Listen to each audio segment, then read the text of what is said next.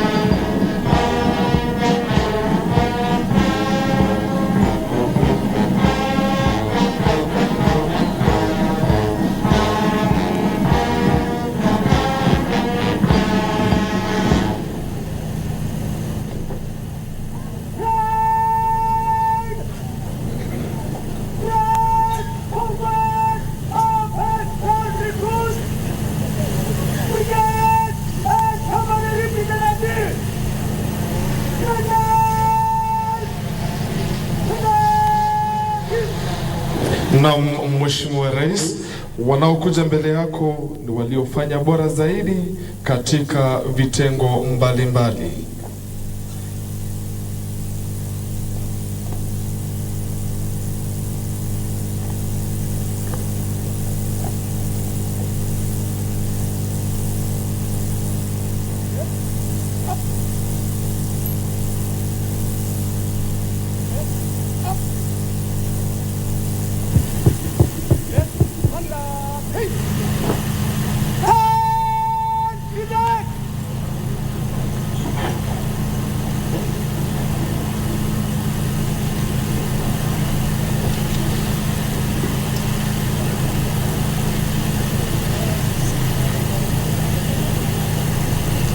The best recruit representing PWD, service number 212780, Elias Langat.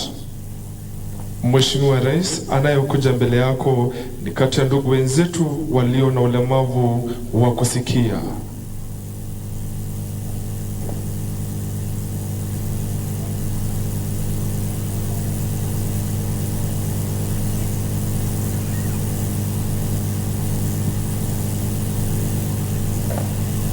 Mheshimiwa Rais, ni ishara ya heshima kwako. The best all-round recruit women, service number 213929, Janet Mokaya.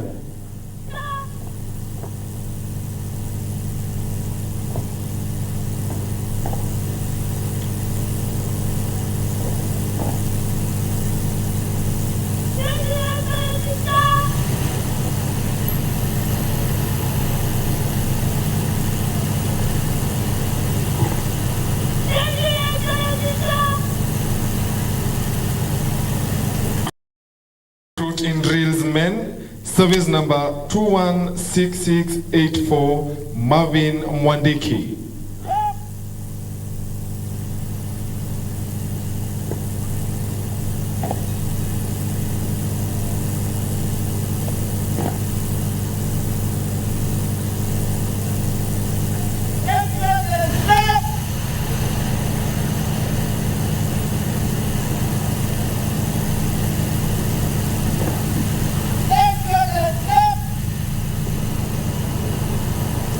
The best recruit in drills women, service number 220647, Rachel Wanjiro.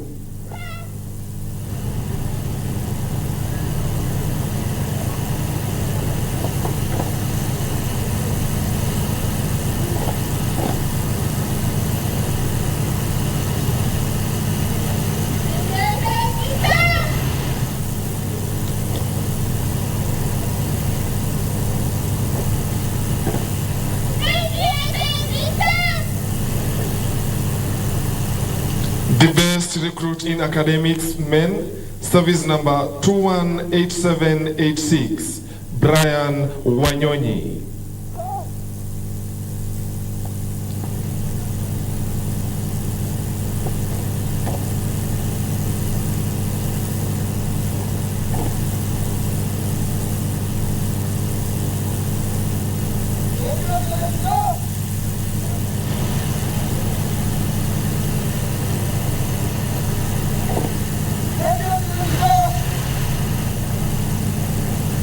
The best recruit in academics women, service number 220443, Gloria Ngari.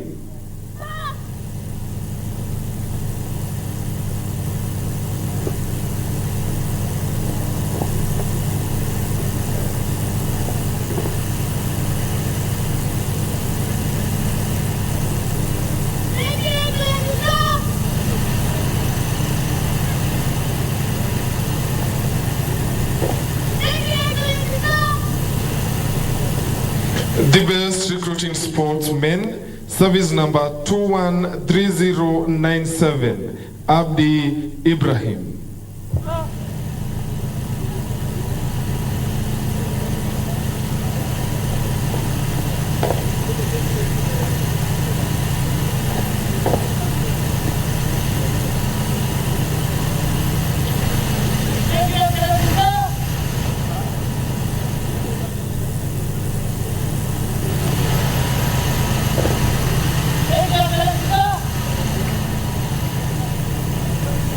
The best recruit in sports women, service number 219049, Immaculate Audi.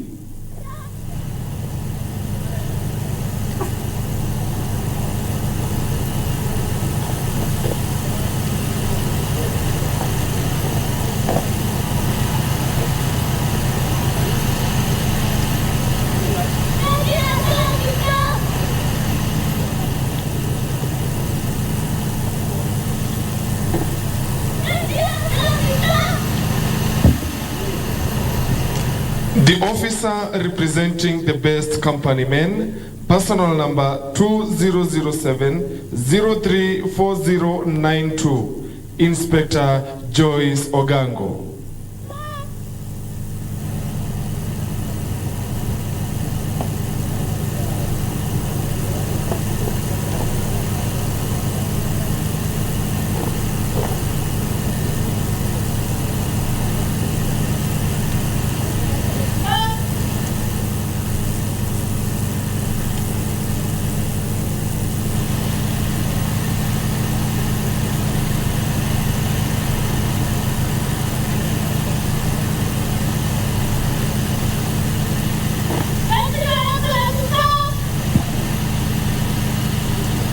The officer representing the best company women, personal number 2007-032197, Inspector Irene Kirubo.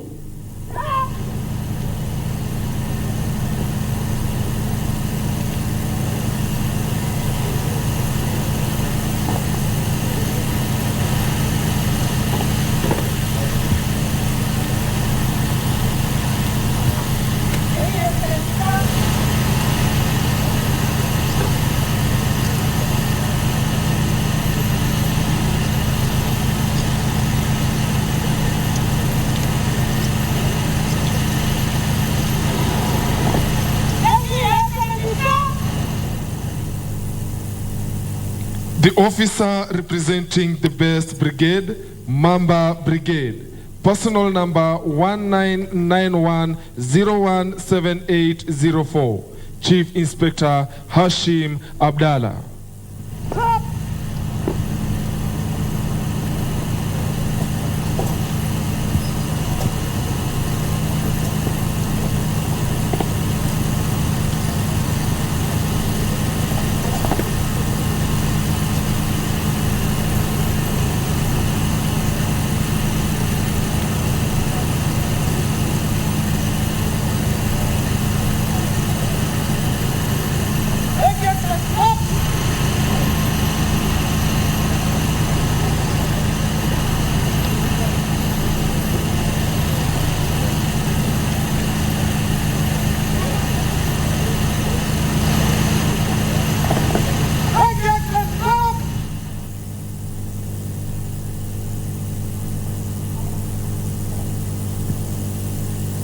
Naam, Mheshimiwa Rais, baada ya kuwatuza waliofanya bora zaidi katika vitengo mbalimbali, ni wakati wake mkuu wa gwaride hili kuendelea na gwaride lake.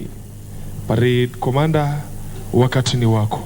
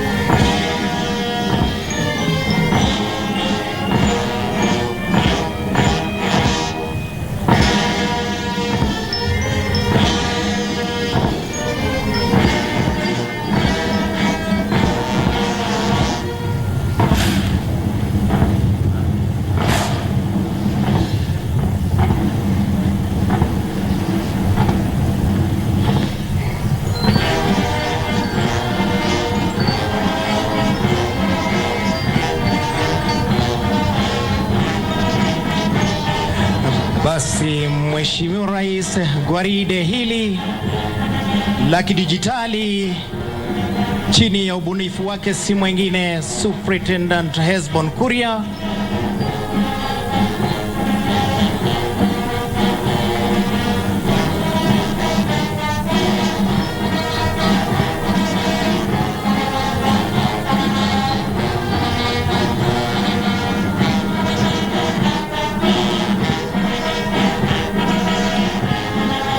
Mheshimiwa Rais, pia kukujulisha ni ya kuwa Kuna platoon 12 zitapita mbele yako.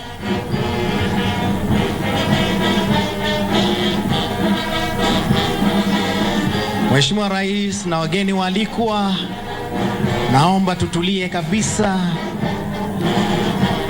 tuone hizo platoon 12 zitatokea upande gani.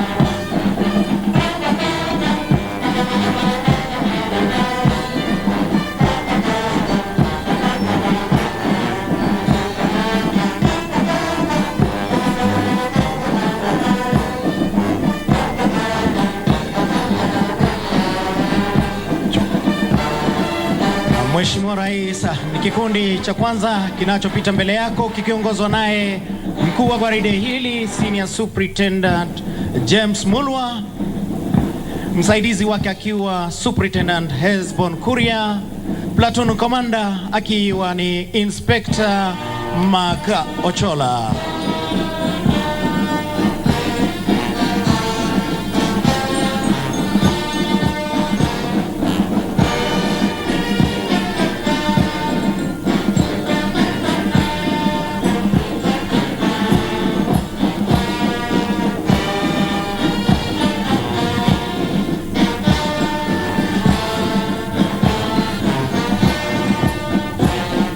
Kinachopita hivi sasa ni kikundi cha pili.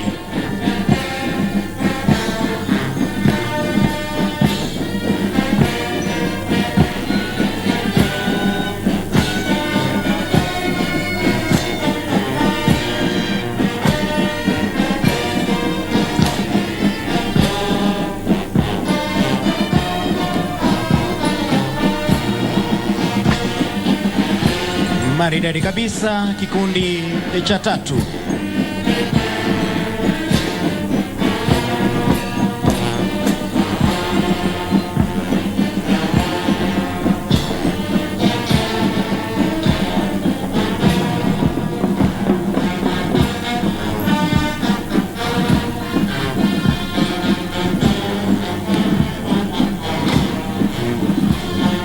Patwa kwa karibu na kikundi cha nne.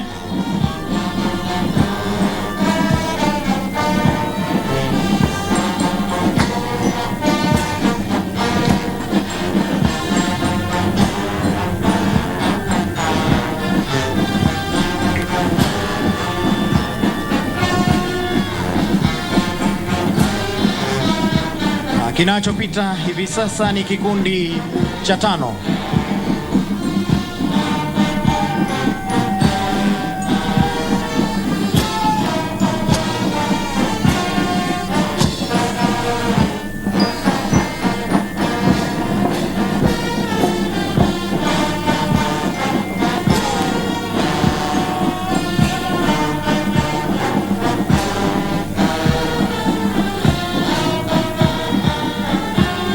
Kikundi cha sita.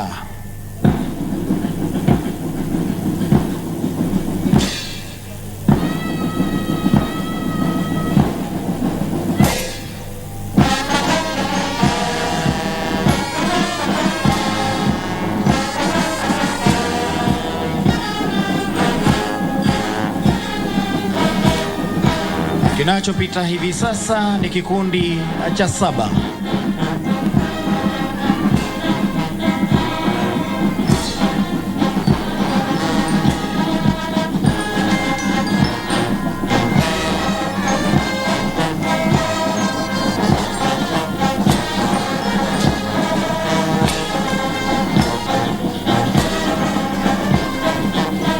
Kikundi cha nane.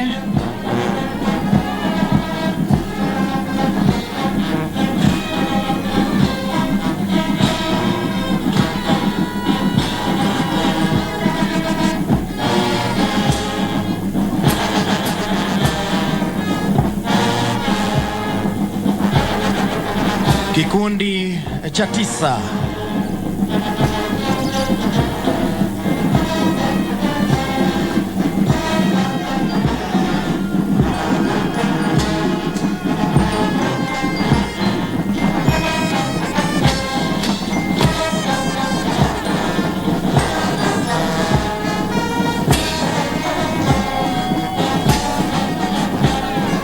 Kikundi cha kumi.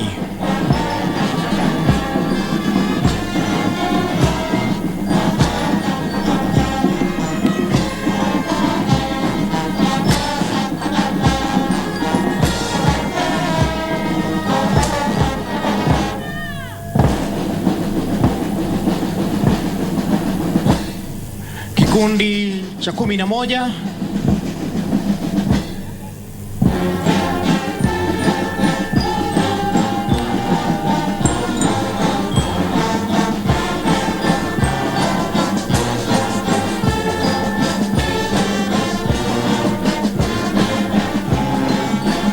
Mheshimiwa Rais, kinachopita hivi sasa ni kikundi cha 12 kikiwa kimepambwa upande wa nyuma na parade RSM na parade adjutant.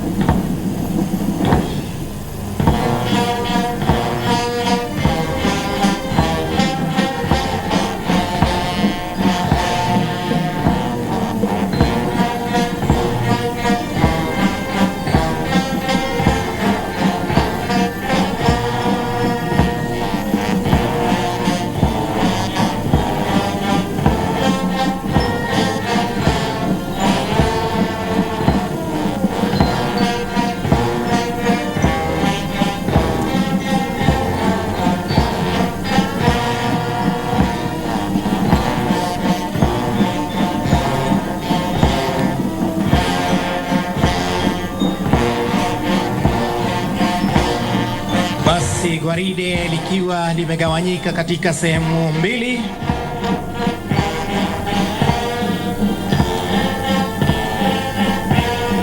Ni wakati wa kujitayarisha kutoka mwendo wa kinyonda hadi mwendo wa kasi.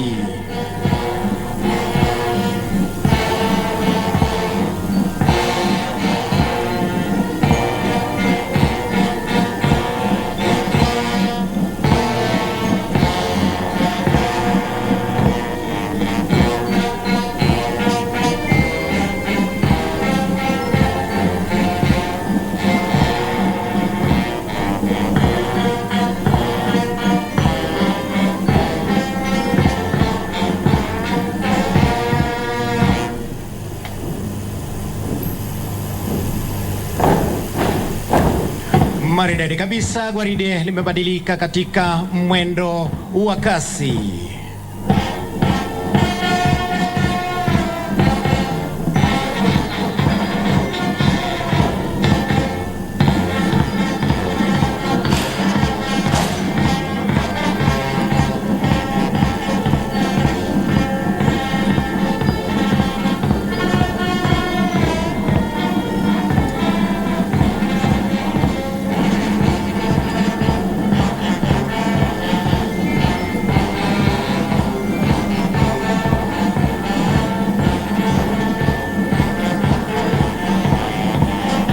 Basi wakiwa katika mwendo wa kasi, Mheshimiwa Rais katikati mwa uwanja, vitapita vikundi 7.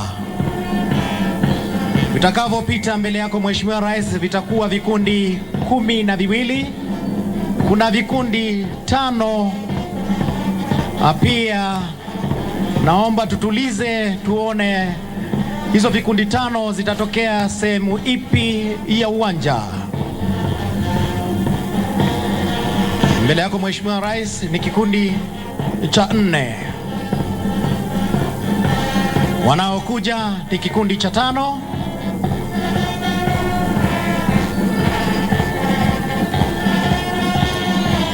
Maridadi kabisa wakiwapisha kikundi cha 6.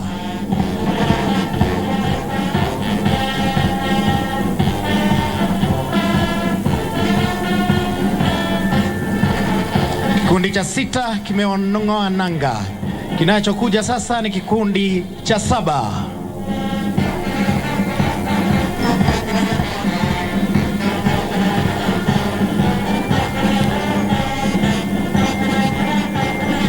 Vile niliwajuza hapo awali ya kwamba vikundi vitapita mbele ya Mheshimiwa Rais ni vikundi 12. Katikati mwa uwanja vimepatikana vikundi 7. So tuangalie kabisa vikundi 5 vitatokea upande gani mwa uwanja kuungana na wenzao.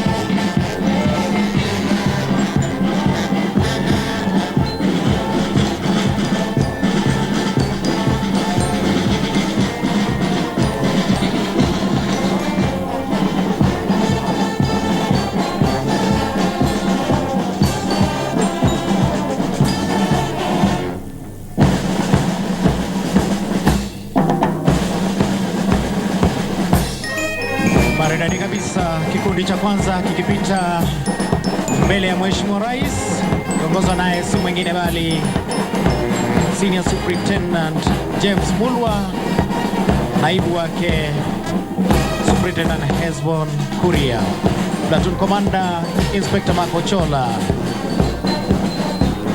Kikundi cha pili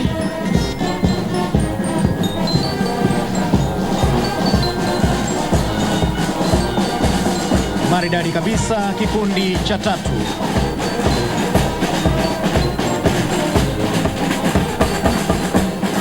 Kikundi cha nne.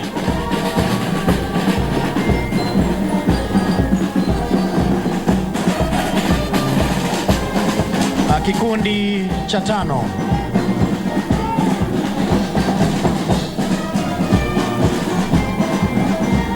Maridadi kabisa kikundi cha sita.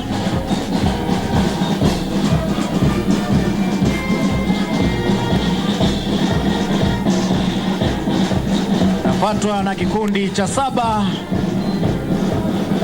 ambacho kilifunga kikitoka pale katikati. Kikundi cha nane kikiwa kimeungana na vile vikundi saba. Maridadi kabisa kikundi cha tisa.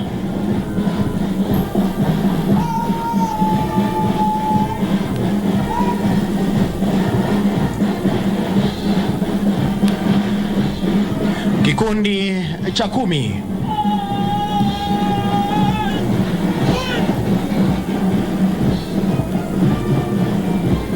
Kikundi cha 11.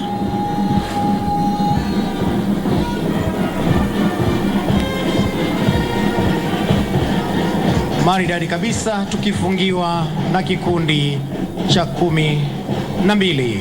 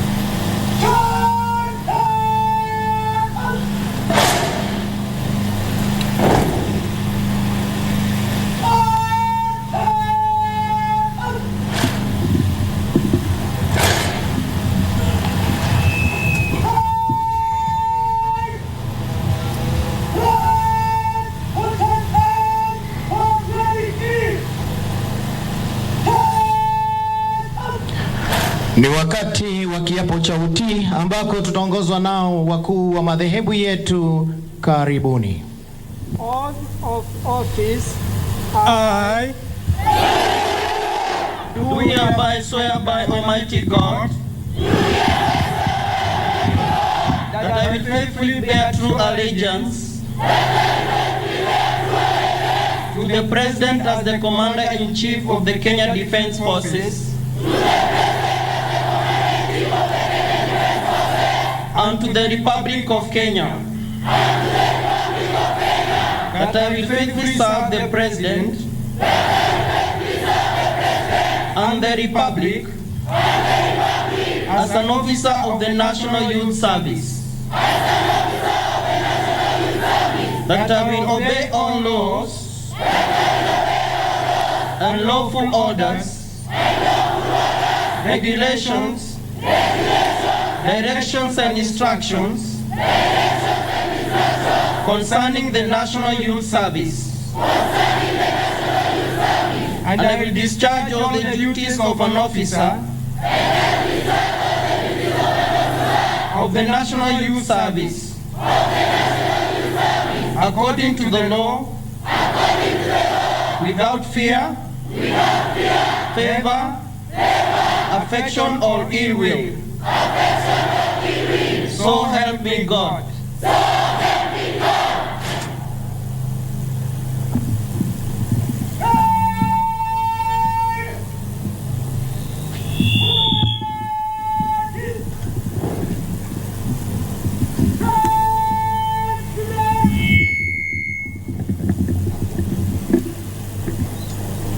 Basi gwaride likiwa limetulia, Mheshimiwa Rais wa Jamhuri ya Kenya, Mheshimiwa William Ruto, Amiri Jeshi Mkuu wa majeshi yetu ya ulinzi, nafasi hii naichukua kumkaribisha mkuu wa chuo hiki, Senior Deputy Director Bwana Nicholas Makoha, HSC, apate ufungua kwa hotuba yake ufupi na kuendelea na ratiba. Karibu sana.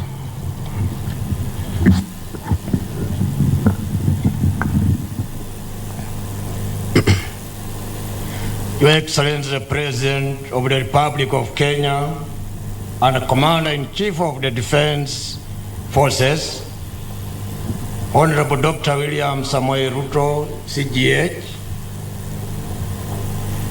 Cabinet Secretary present, Chairman of National Youth Service Council, the Director General National Youth Service, Madam Adilda Sakwa, all invited guests, graduates, ladies and gentlemen. Your Excellency, sir, allow me to welcome you to the National Youth Service Paramilitary Academy, Gilgil.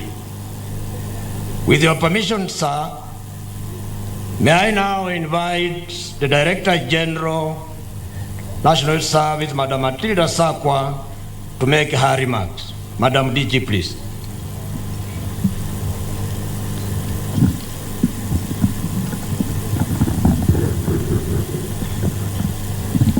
Your Excellency, Honorable Dr. William Ruto, PhD CGH, President of the Republic of Kenya and the Commander-in-Chief of the Defense Forces, the Cabinet Secretary, Ministry of Public Service, Gender and Affirmative Action, Mheshimiwa Aisha Jumwa, the Chairman of the NYS Council, distinguished guests, ladies and gentlemen.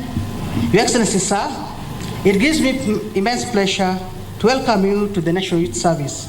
Before you are 11,692 graduates, comprising of 8,421 servicemen and 3,271 service women, including 28 persons living with disability. Your Excellency, sir, these graduates have been put through the mill and have satisfied the requirements to move to the next phase of the National Youth Program. With your permission, sir, May I now invite the Cabinet Secretary, Honorable Aisha Jumwa, to give her remarks and continue with the rest of the program. Madam CS, please.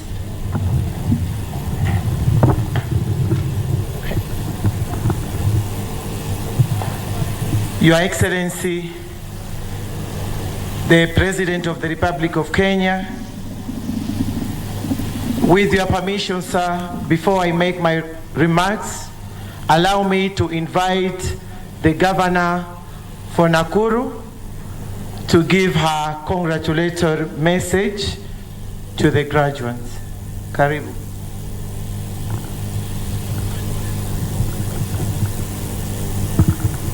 Thank you very much, Waziri.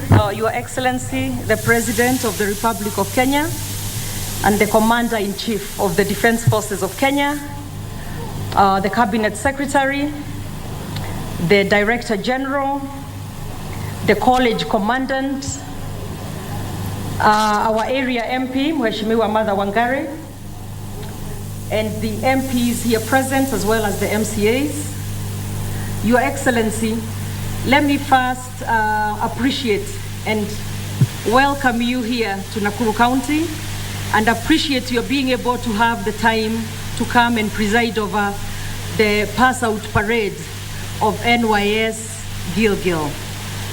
Your Excellency, as a county, we are really delighted to be able to host this institution that has done or continues to do a very good job in helping build the nation by the kind of skills that it imparts on these graduates that I see here today, as well as those who have passed by here. We have seen the level of innovations. We have seen the technical skills that are being taught here. And as a county, Your Excellency, as Nakuru County, I aspire to partner with this institution to help train some of my staff, and especially those in enforcement. I believe this would be very good training ground. In addition, Your Excellency, as a county, we would very kindly request that as the recruitment for the next group comes around, that as a county we get a little affirmative action, get a few more spaces than would probably be the case for those from Nakuru County and those for Gilgil, so that we have a bit of local content. In addition to that, Your Excellency, we have often talked about bottom-up. And when we talk about bottom-up, we have a lot of farmers and suppliers in this county. And I would also very gently request that as the facility does its tendering and does all that process, that it considers our local mama bogas to be able to supply in this facility, Your Excellency. And as I conclude, Your Excellency, we are also aware that the NYS has a lot of equipment for infrastructure development, and we shall be partnering together so that we are able together to continue building our county and building our country. As I conclude, Your Excellency, let me just take a minute to recognize the fellow leaders from the county who are here. If we can have Mheshimiwa Martha Wangari, who is the area member of parliament, Asante. We have Mheshimiwa David Gekaria, who is the member of parliament from Nakuru Town East. We have Mheshimiwa Gashofe, who is the member of parliament from Subukia. We have Mheshimiwa Haika, who is our mama county from Taita Taveta, Karibuni. We also have Mheshimiwa Nyakundi, Kitutu Chache constituency. Mheshimiwa Shege from Kandara constituency, actually one of our newest members of parliament. And John Paul Mweregi, he was, I think, in the last parliament, the youngest member of parliament. I'm not sure if that has been taken away from him. I hear he still is. That's it? Okay. And then we have our member of the county assembly from this area, Mheshimiwa Rose, if you can stand and wave. And in addition to that, we have the other members of the county assembly from Gilgil constituency. Mheshimiwa from Francis from Malewa, Mheshimiwa PN from Murindat Ward, and Mheshimiwa Gadhanwa from Eburu Baruk. Asante sana, thank you, Your Excellency, and we continue to welcome you to Nakuru County. Thank you.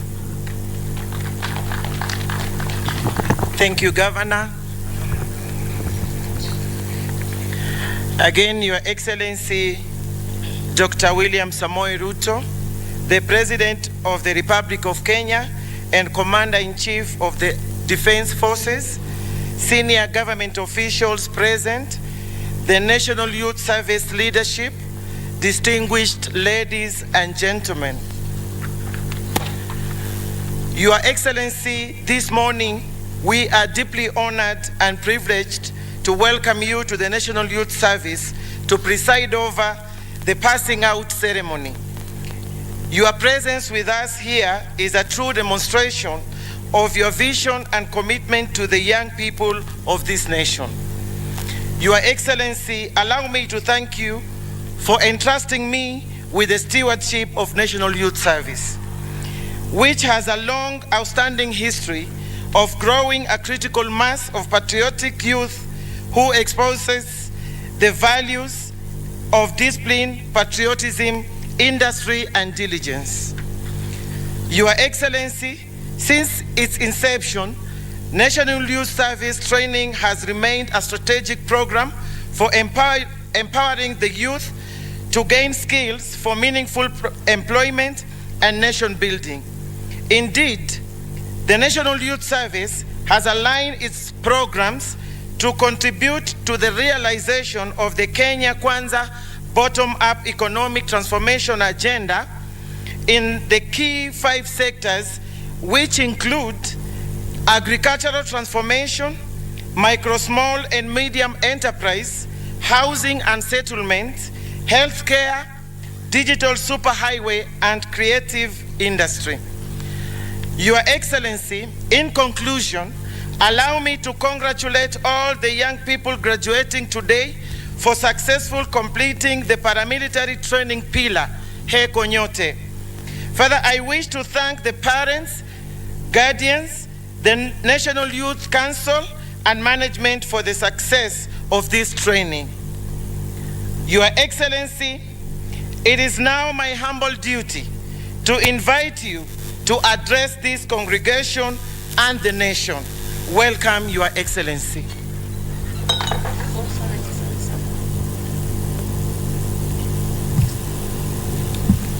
Asante sana waziri. Tafadhali mnaweza keti chini.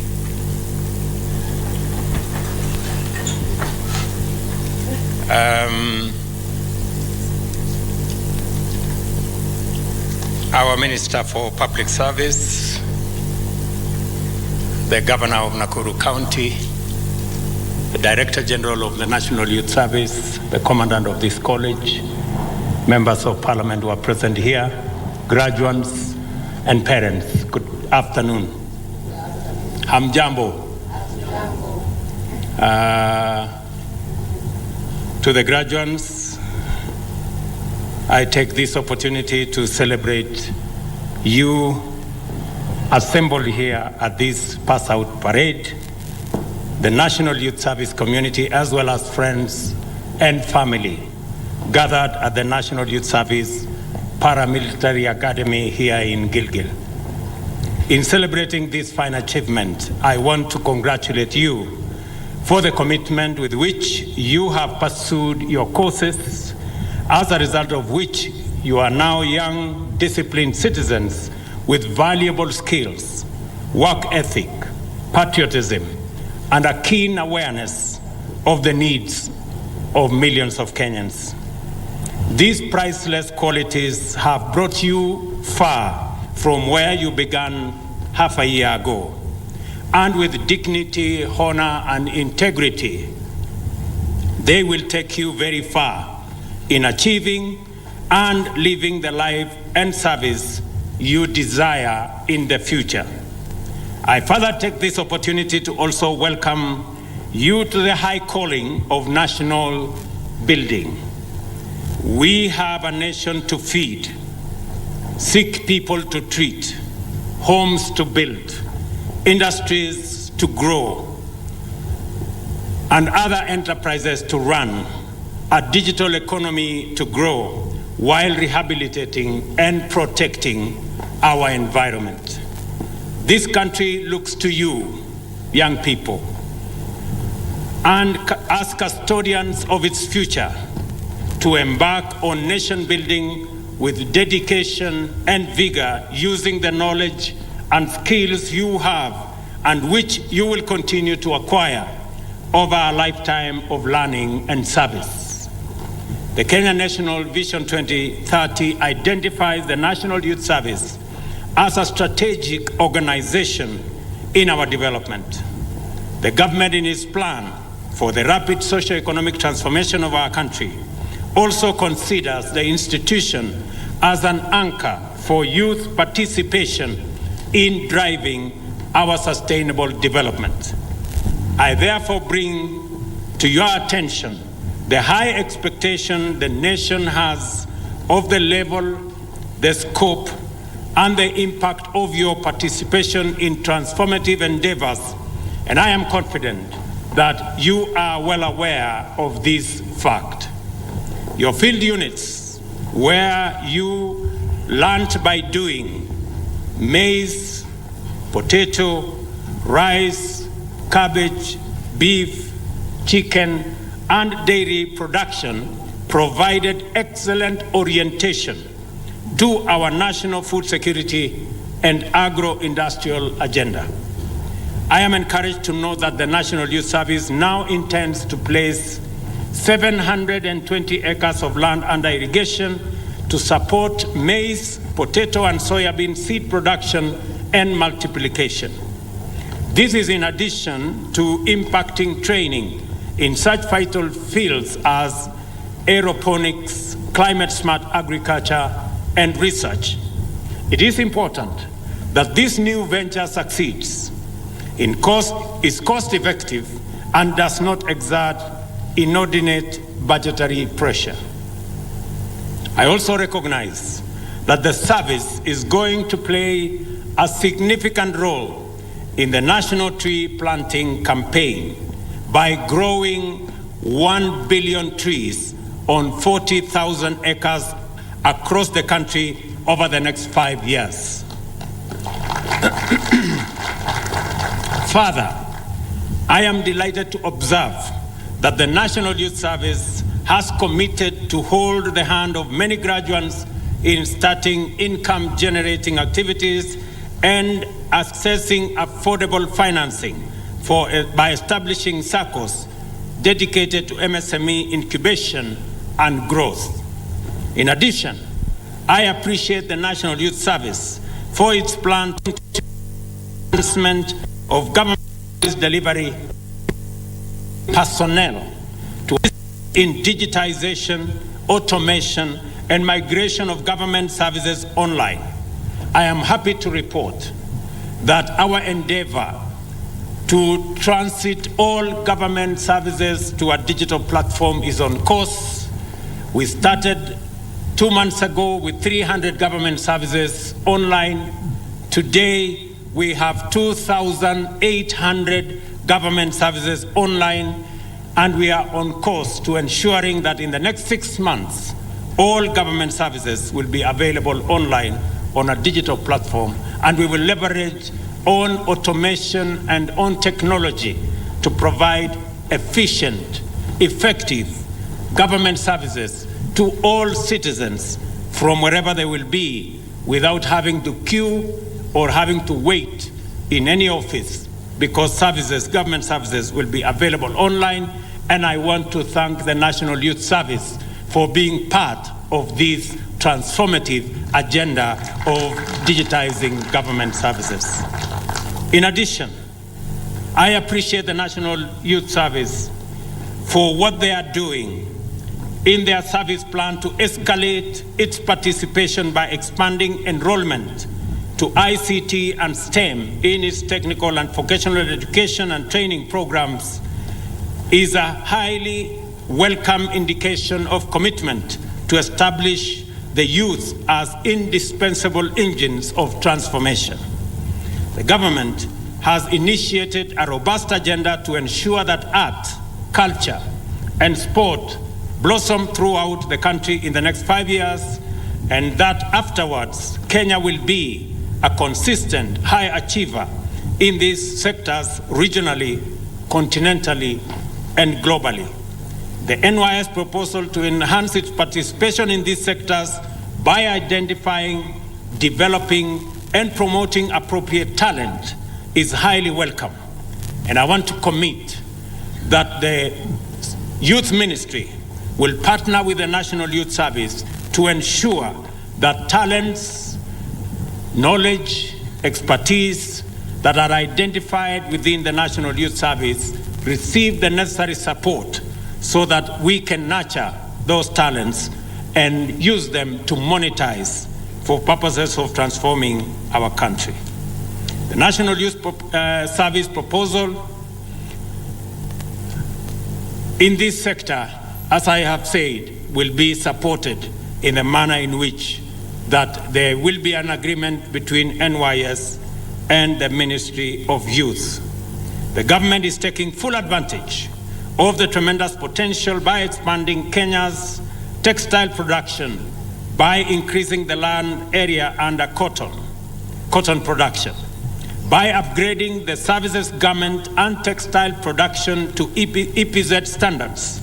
The National Youth Service will complement this strategic pillar by infusing youthful energy and creativity in production of our garment and textile sector.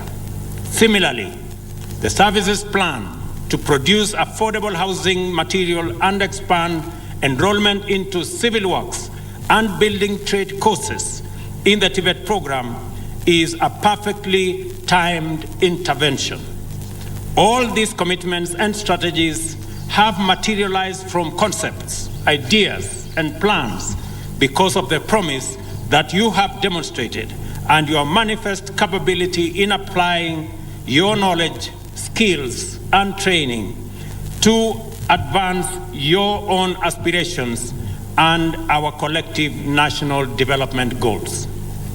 We have seen that you can do, we have seen what you can do, and this affirms our intention to premise our plan for rapid national social economic transformation on the participation of the youth in greater numbers and significant roles. This is to say that the creation of meaningful opportunities for millions of young people is not a byproduct of the bottom-up agenda for national economic transformation.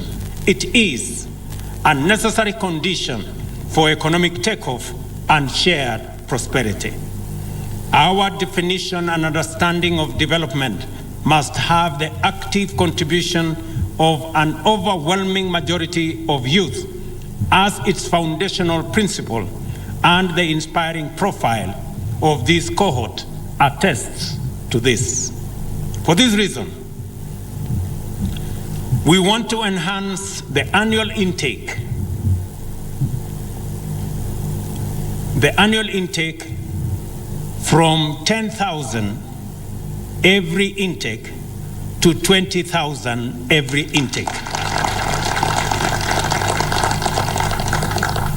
In other words, we want to double the intake of young people joining the National Youth Service from every location in the Republic of Kenya as a mechanism of creating the sufficient patriotism and giving opportunity to young people in rural areas who otherwise may not have the means or may not have the opportunity to be able to explore their talent and be able to get the necessary training and skills for them to make useful contribution to the development of our country, while at the same time broadening the pipeline of qualified young people into public and private sector, as well as self-employment, to enrich education, training, and skill development while utilizing the construction plant, machinery, and equipment. The service should be facilitated by the Ministry of Water and Sanitation to engage in construction of at least 100 dams and water ponds annually. This will support the government agenda and enhance NYS financial self-reliance. I have this morning instructed that all equipment purchased by the government in the service of NYS should be refurbished, should be re-engineered, and should be made serviceable. And the necessary budgetary allocation should be identified so that the government of Kenya can finance to ensure that the National Youth Service takes advantage of the energy, the talent, and the expertise of the young people in the service to be able to contribute meaningfully to nation building. This spirit of productive learning should extend to the cultivation of 80,000 acres of land under commercial food production. I have already had a conversation with the management of the National Youth Service. We have already agreed that the government of Kenya is going to provide agricultural machinery to support NYS agricultural sector for food production, to enhance self-reliance by NYS, and to support national food production as we seek for food self-reliance as a country. In recognition of the admirable role of the National Youth Service in anchoring youth contribution to national socioeconomic transformation, and to give comfort to the many young people enrolled and those considering enrollment, I am enhancing the path to the discipline services by directing the Ministry of Defense, Ministry of Energy, Climate Change and Forestry, Ministry of Tourism and Wildlife and Heritage, as well as the Ministry of Interior and National Administration, to allocate at least 30% of their vacancies to National Youth Servicemen and women. This should encourage and motivate many young Kenyans on their path to national service and national productivity. I want to say that as we work together in this endeavor, we will ensure that a majority of the young people who otherwise would not get an opportunity to grow their talent, to explore their expertise, and to acquire knowledge will do so because of the enhanced enrollments we are going to do at the National Youth Service. This morning, I have also instructed that the task force that is currently undertaking the terms and conditions of service of our policemen and the prisons service members.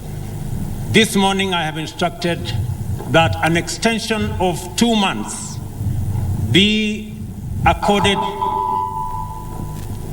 an extension of 2 months be made available for the task force so that that task force can also include the National Youth Service, terms of service and conditions of service, to ensure that the service, the National Youth Service, joins the other discipline forces in ensuring that the men and women who serve with dedication and commitment and sacrifice are considered in terms of their employment and terms of service.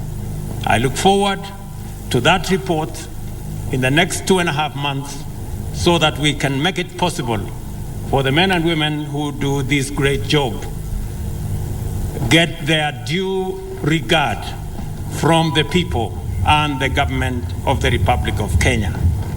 Congratulations, graduates, for your achievement so far. Your contribution to transforming Kenya has already been felt. The nation awaits more with high expectation, which I am confident you will surpass. Nataka niwashukuru sana vijana hawa Mimi nimewaangalia, nimeona vile mumeweka parade hapa, muko chonjo, muko smart. Congratulations to all of you. Na vile nimesema ya kwamba management ya National Youth Service watatuambia ile facilities ambazo zinahitajika,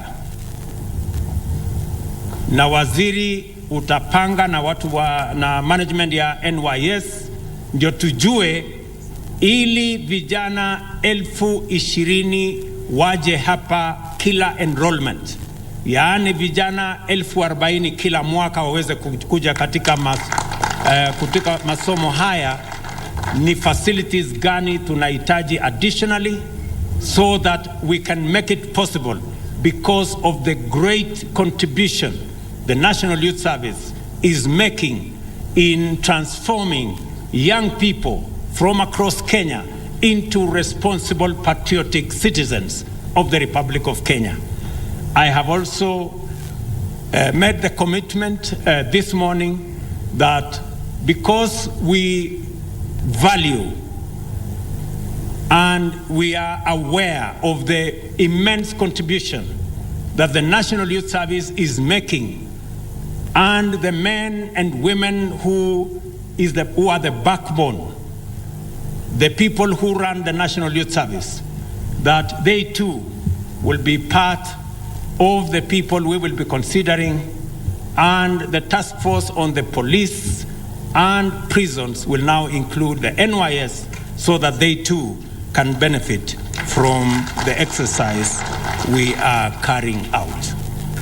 Mimi nataka niwaambie vijana wa taifa letu la Kenya, tutatembea pamoja na nyinyi.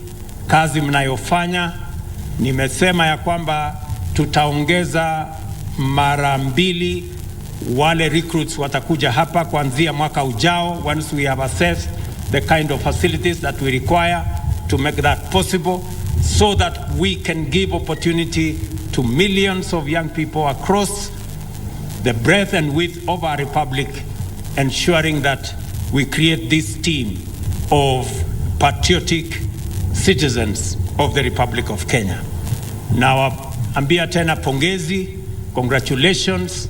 Mukirudi nyumbani msalimie familia zenu, na mjue ya kwamba serikali ya Kenya inasimama na nyinyi katika awamu ambayo inafuata, wakati mnaenda katika national service, katika nation building, na baadaye mtaenda katika mafunzo katika TVETs zetu na sehemu zingine.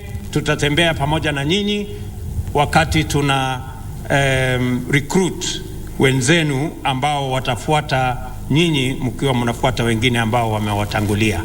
Asante sana, Mungu awabariki, Mungu awajalie, na mtusaidie jameni tuweze kupanda miti. Nimefurahi sana kwamba NYS is the single organization that has taken the responsibility to plant 1 billion trees out of the 15 billion we intend to plant as a country. Asanteni sana na Mungu awabariki. Thank you.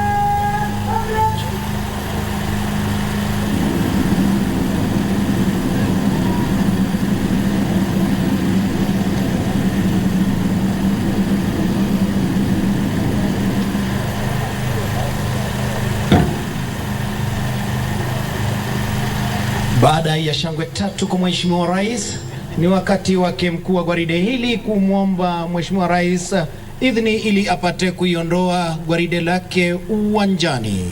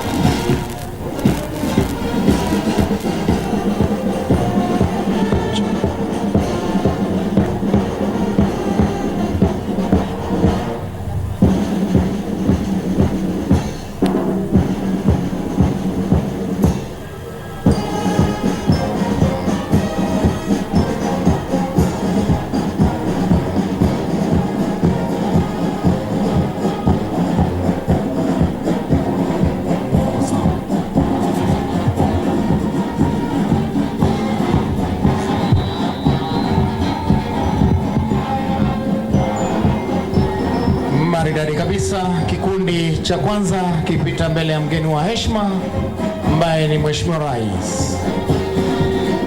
Vikundi vyote vitakuwa 24.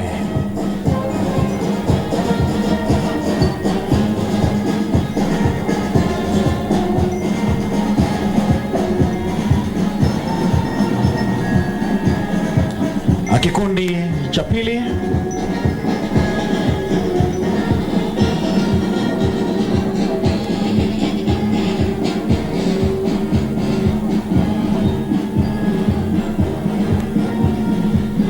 kikundi cha tatu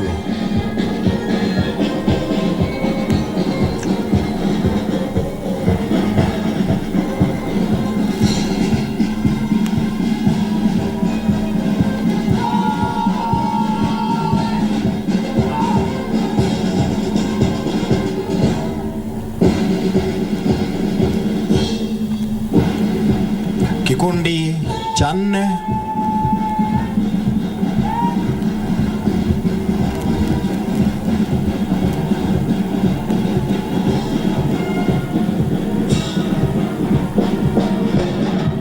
maridadi kabisa, kikundi cha tano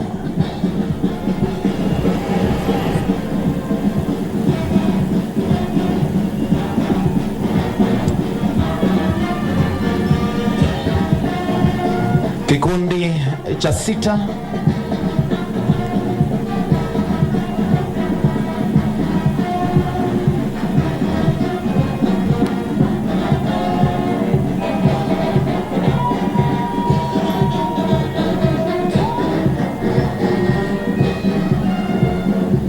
kikundi cha saba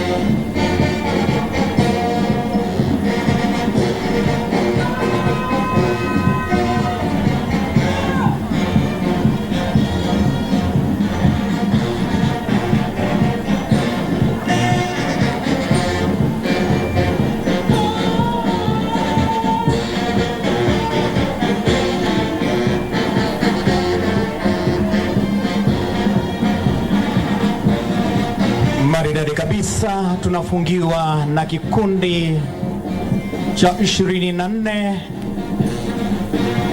maridadi kabisa, tukiwa na mess escort, parade RSM na parade adjutant.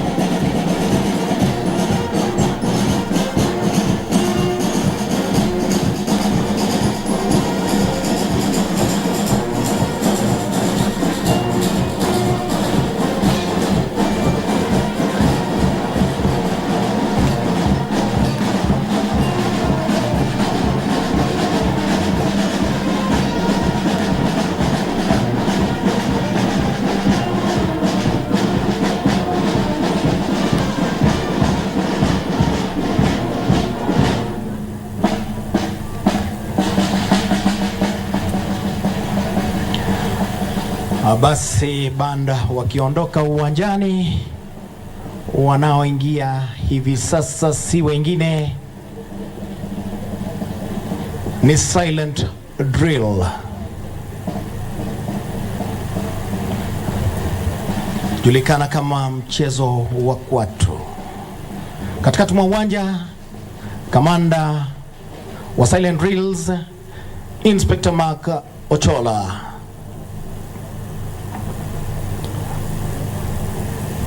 Hiyo ni heshima kwa Mheshimiwa Rais kumwomba idhini ili wapate kuanza mchezo huu. Maridadi kabisa, wakiwa vikundi vitatu.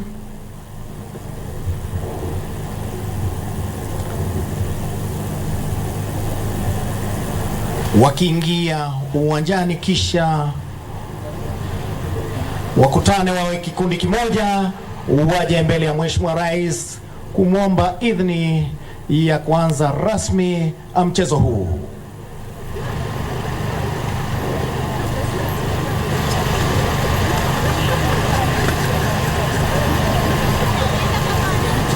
Kumbuka, vijana hawa ni vitendo wanatenda pasipo na amri kutoka kwa yeyote. Akisha mchezo huu kama hukupita hesabu, pole sana.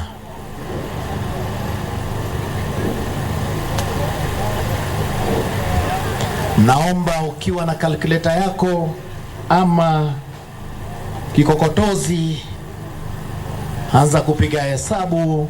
Tutaonesha maonesho tofauti 11,000 kwa muda wa dakika 7.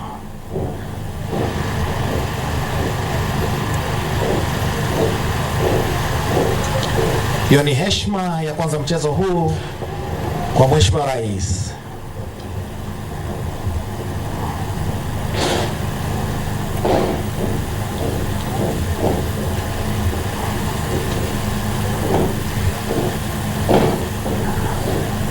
Basi naomba tutulie tuli, tuwape macho vijana hawa.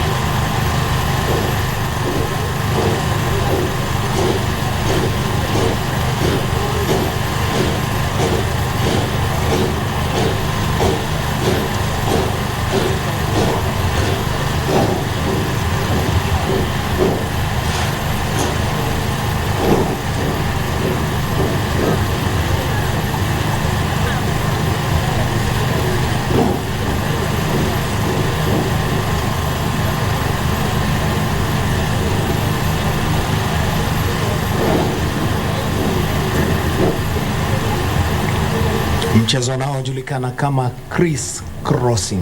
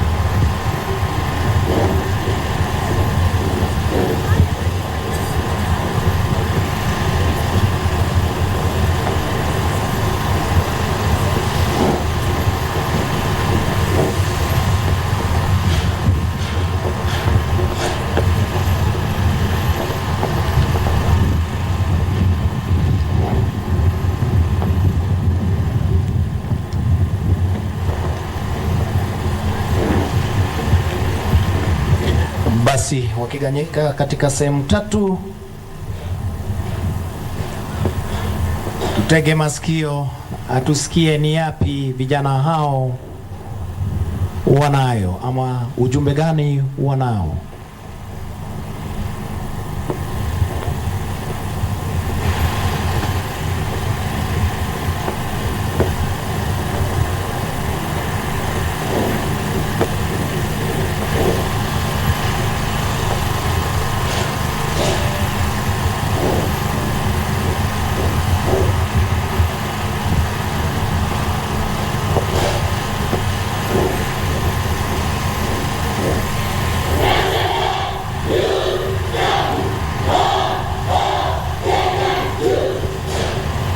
National Youth Service, home of Kenyan youths.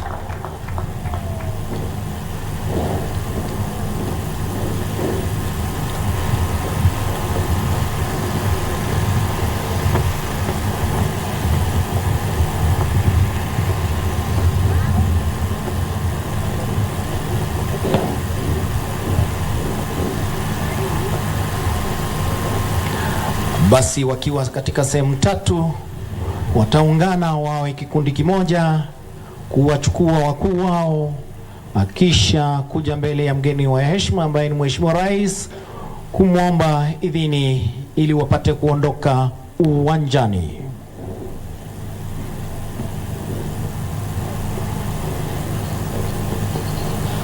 Wakiwa chini yake Inspector Marco Chola akisaidiwa na Private Sheila Korir na Private Nicholas Achola. Maridadi kabisa wakija mbele ya Mheshimiwa Rais.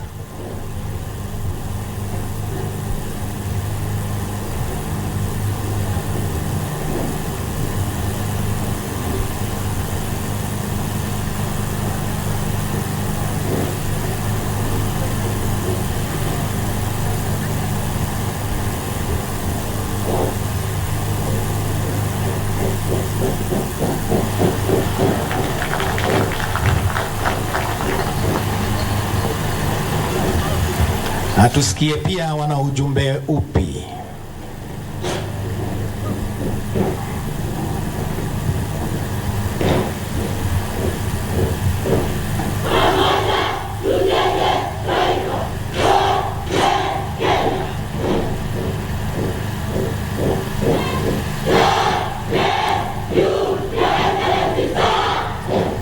Asante sana wakitueleza ya kuwa pamoja tuijenge taifa. God bless Kenya. Thank you, Your Excellency, sir. Basi wakiondoka uwanjani, wanaoingia hivi sasa ni mchezo wa taekwondo.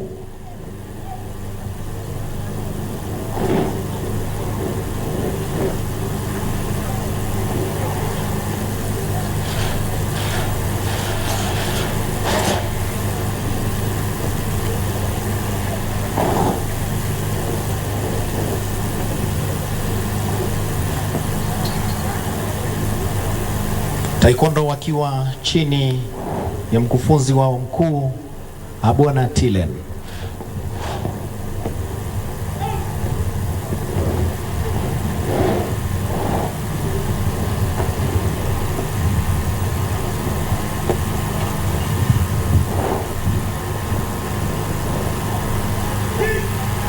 Heshima ya kwanza mchezo huu.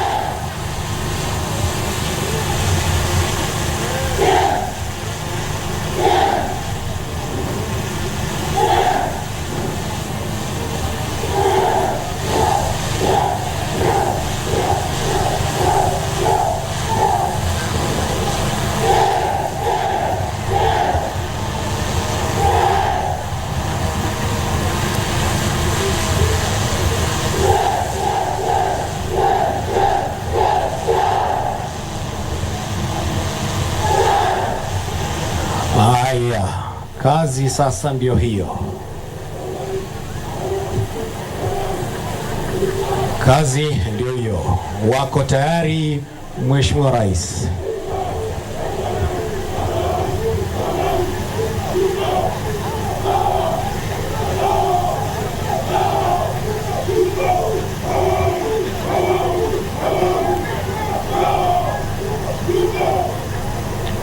Mheshimiwa Rais, vijana wako tayari kabisa kuilinda nchi yao. Tuone ni vipi.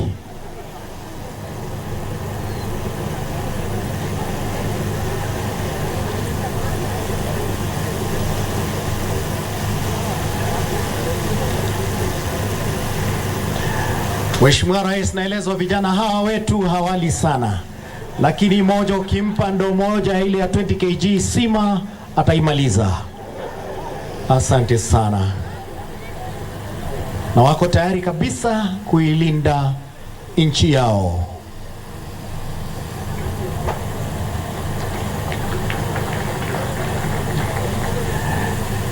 Hiyo ni kazi nzuri yake Mama Aisha Jumwa. Asante sana.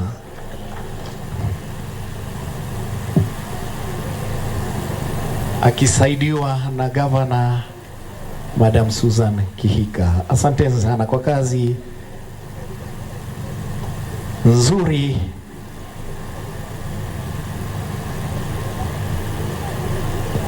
Kumbuka mkurugenzi wetu mkuu pia hana wasiwasi.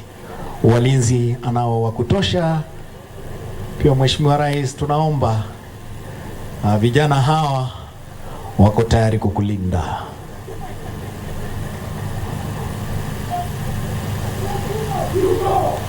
Asante sana, tuongezee makofi tafadhali.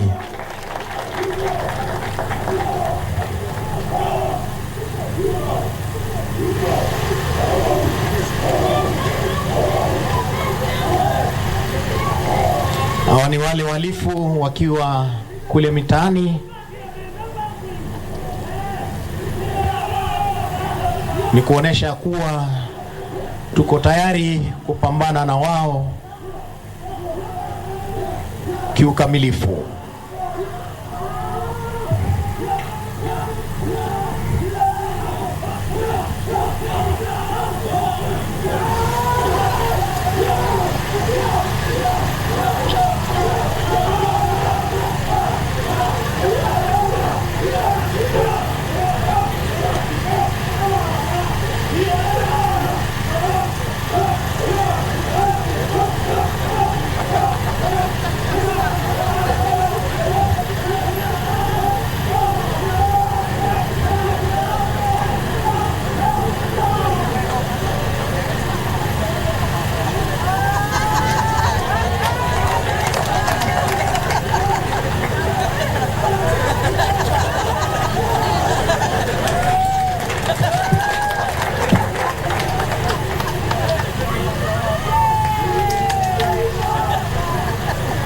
Asante sana.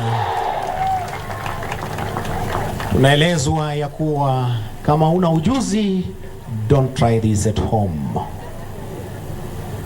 Basi mchezo unaofuata unajulikana kama breakings.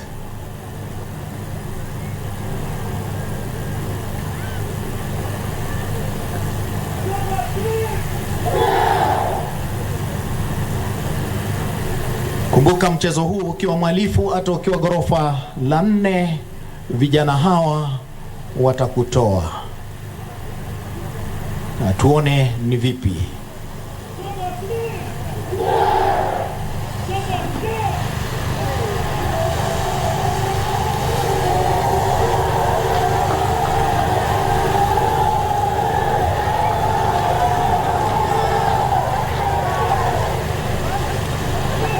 Asante sana.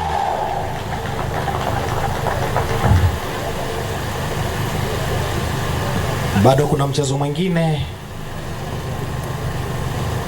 wa kuruka juu na kuvunja vile viunzi.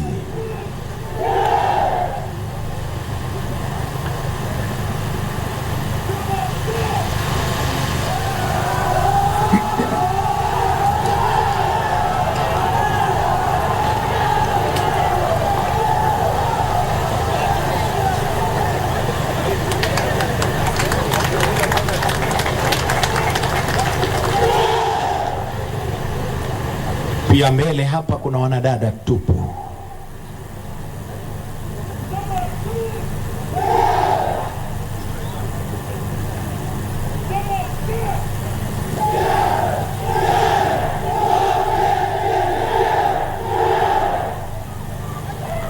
Ujumbe, God bless Kenya.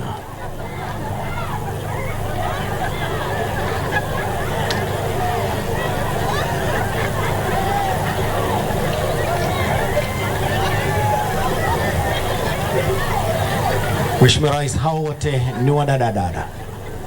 Tuongeze makofi tafadhali. Asante sana.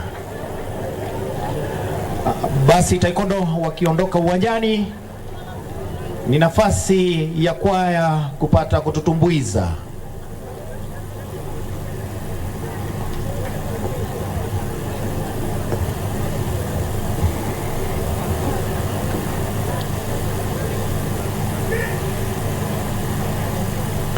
Hiyo ni heshima ya kuondoka uwanjani.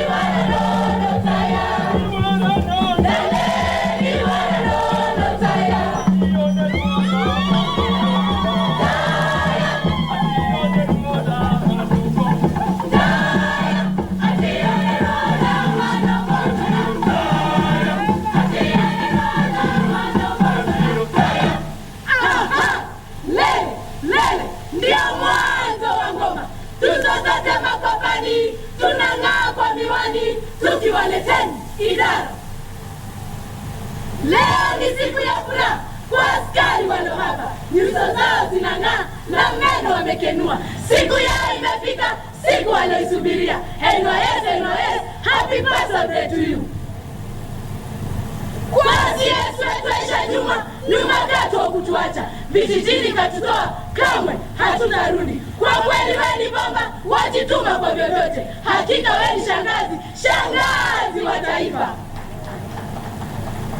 Ni furaha iliyoje kumtizama rais wetu. Somalia bara kulikuwa back in 1980s. Kwa kweli wewe ni legend, vijana wote twakusifu. Rais wetu mtukufu, nyayo zako twazifuata. Heko kwako rais, kwa kauli za kupendeza. Ama namna gani jameni? Huwa unatueleza nchi kuhudumia ndilo lengo la kutuendeleza. Sisi askari wako, nchi tunaitumikia. Shukrani twarudisha kwa idara ya NYS kwa kazi nzuri inayofanya vijana kuwakuza, tabia potofu kubadili, mihadarati kuacha. NYS Kenya twashukuru, huduma yenu yapendeza. Kwa vijana Kenya nzima, ushauri twawapea, shule ya upili kumaliza, NYS twawakaribisha. Kama rais na naibu wake, NYS walikuwa. NYS ndo nyumbani, nyumba ya mafanikio. Na waomba mutulie, baba wa taifa anene, mtasikia akisema, my friend, mujue shwari, twakupenda, twakulavu, NYS kwa ujumla. Shabash.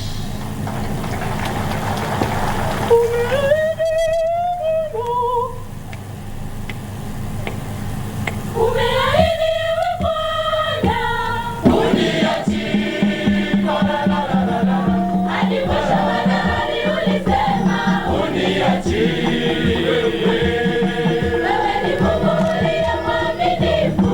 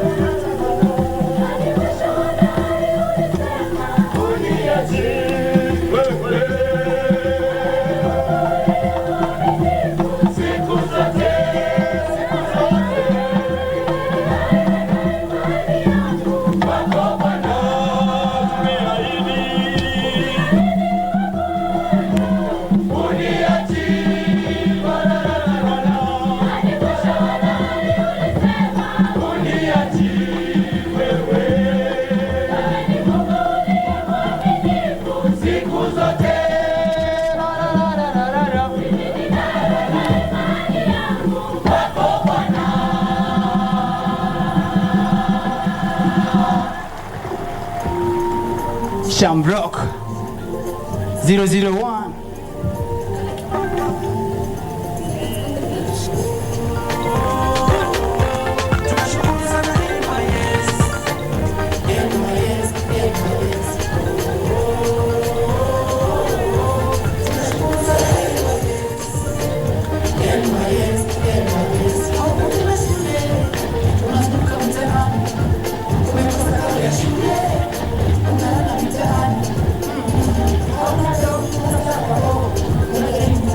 Ila no, unalefanya halileti do.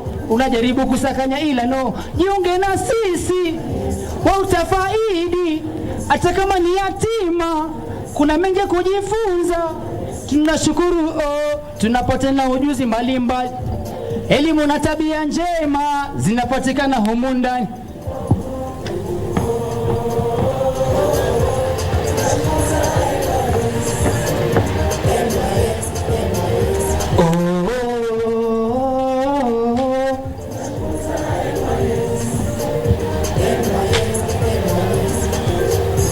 Viongozi wenye busara, mnatuongoza vyema, hatuna mashaka wala. Asante kwa NYS, yes, pamoja na raisi. Sasa imekuwa easy kujiunga NYS. Jiunge na sisi, wa utafaidi. Hata kama ni yatima, kuna mengi kujifunza. Tunashukuru tunapotana ujuzi mbalimbali. Elimu na tabia njema zinapatikana humu ndani. Tunashukuru sana NYS.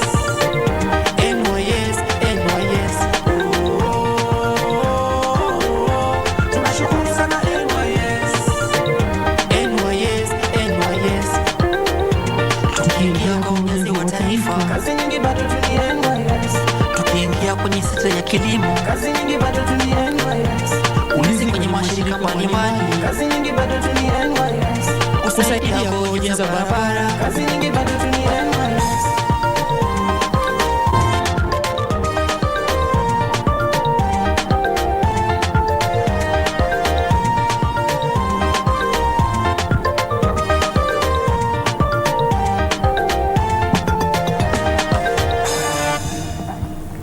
Wave Lab, Hand Production.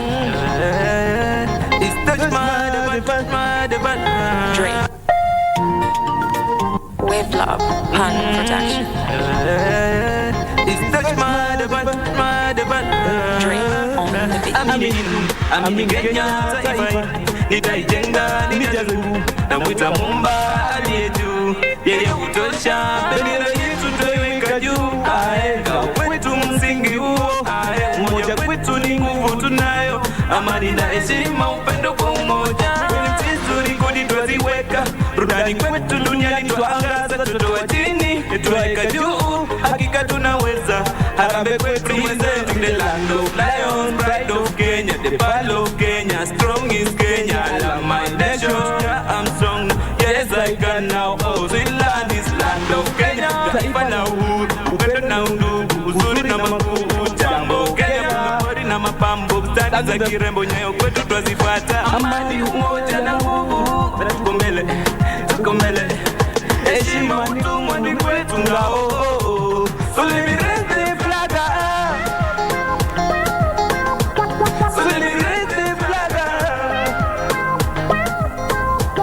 So let me raise the flag up.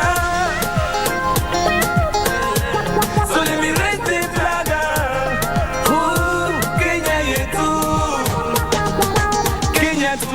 twang'aka dhahabu. Nyuma turudi tumo safarini, angaza kwetu kwa bidii na si ndio nuru. Taji tulivishwa na liye na ngumu, mwito rais waliitwa akaitika. Mema kutenda yasiyokwisha, na napotenda ndio mengi ni ufunuo. Kazi kuichapa ni mwiko huo, kilimo uchumi twasonga mbele. Busara viongozi kutupigania, hakika mashuhuri tunajivunia. Baada ya uhuru kwetu maendeleo, sala kwetu kwa Maulana atujaze hekima na busara, hekima na busara. Ana amani aleta mazao kwetu azalisha presenting the land of lion, pride of Kenya, the pearl of Kenya, strong is Kenya. I love my nation, yeah, I'm strong now, yes I can. So let me raise the flag up.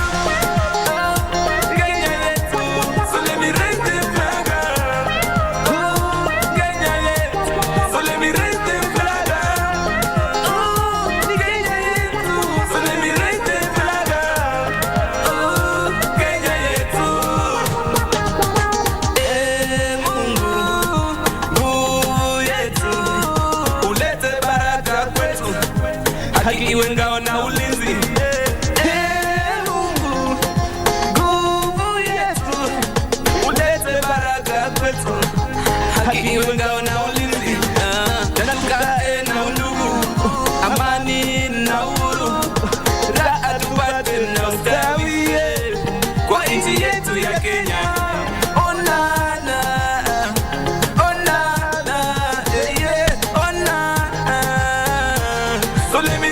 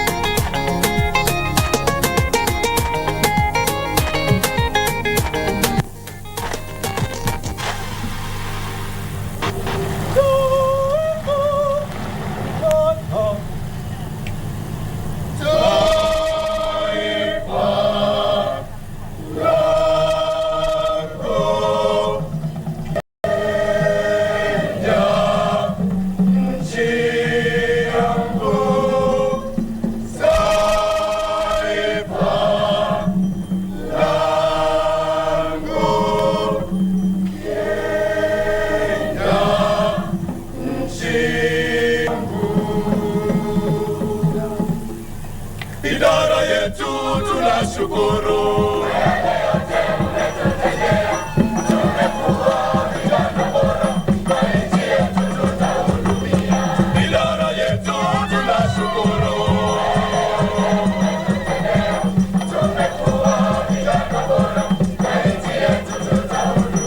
Raisi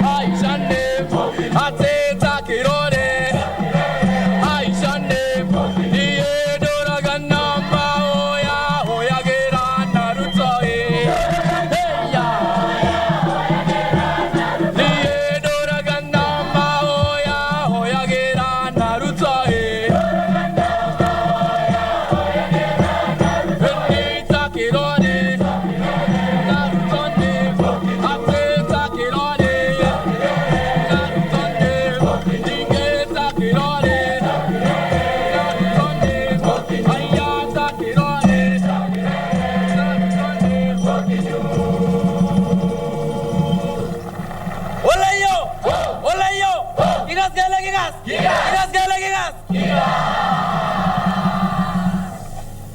Baba igone galie tonyoga. Baba igone galie tonyoga. Aziz, Kogel, Arawa, Kizomin, Cheptailel, igone Ropta, igone Perur, igone Kimnatet, igone Galiet, Agimwa, Boys, Chebo, Kalenjin, Kole, Tun, Konyone, Laitoriat, William, Arab, Samoei, Sugonyo, Kosir, Lagoki, Kazi, NYS, Kosirej, KDF, Kosirej, DSU, Kosirej, Police, Kosirej, Prison, Kosirej, KWS, Kosirej, Forest, Sigerip, Agerip, Murenik, Korenyo, Kenya, Komugul, Igas kele kigas, Igas kele kigas,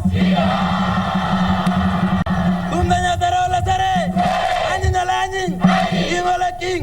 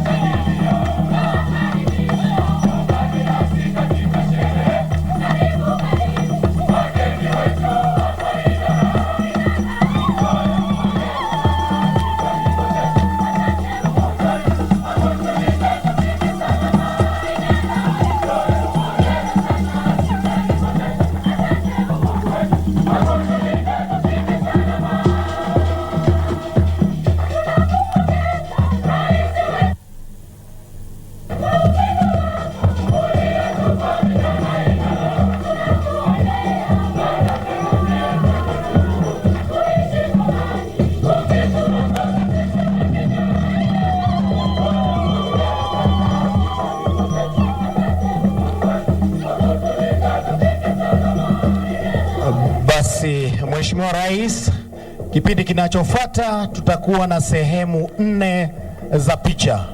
Tutakuwa na sehemu 4 za picha.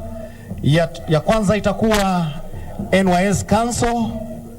Picha ya kwanza itakuwa na ya NYS Council.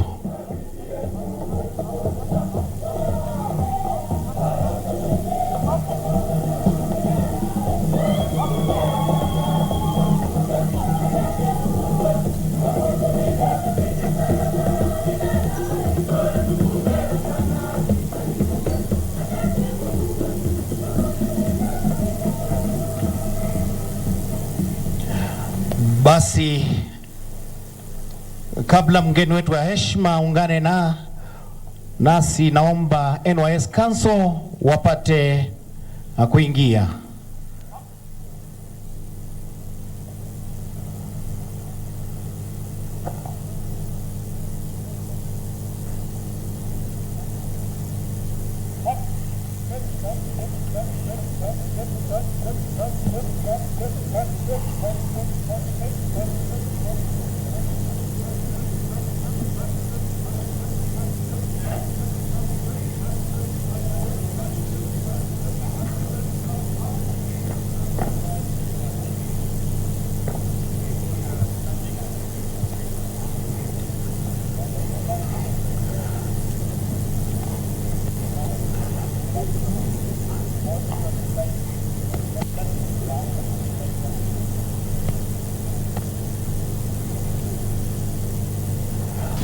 Basi mgeni wetu wa heshima, Mheshimiwa Rais, karibu kwa picha tafadhali.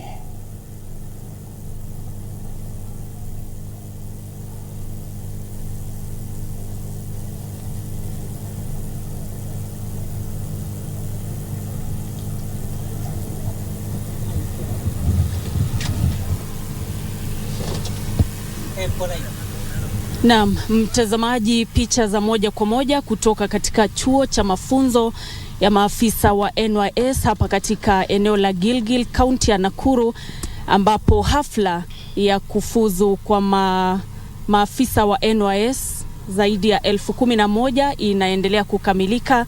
Ni hafla ambaye iliongozwa na Rais Daktari William Ruto, na hivyo basi kinachoendelea sasa hivi ni kwamba Rais William Ruto anapigwa picha tu pale pamoja na maafisa wa NYS wale wa uongozi, wakiongozwa naye Matilda Sakwa ambaye ndiye mkurugenzi mkuu na afisa mkuu wa NYS. Na hivyo basi hafla yenyewe ikifikisha tamati masomo ya takriban miezi 6 ya maafisa hawa ambao walipokea mafunzo kwa masuala mbalimbali, na sasa hivi wako tayari kuenda na kuanza kushughulikia taifa hili katika nyanja mbalimbali kutokana na huduma ambazo watakuwa wanatoa kama alivyosema Rais William Ruto katika hotuba yake.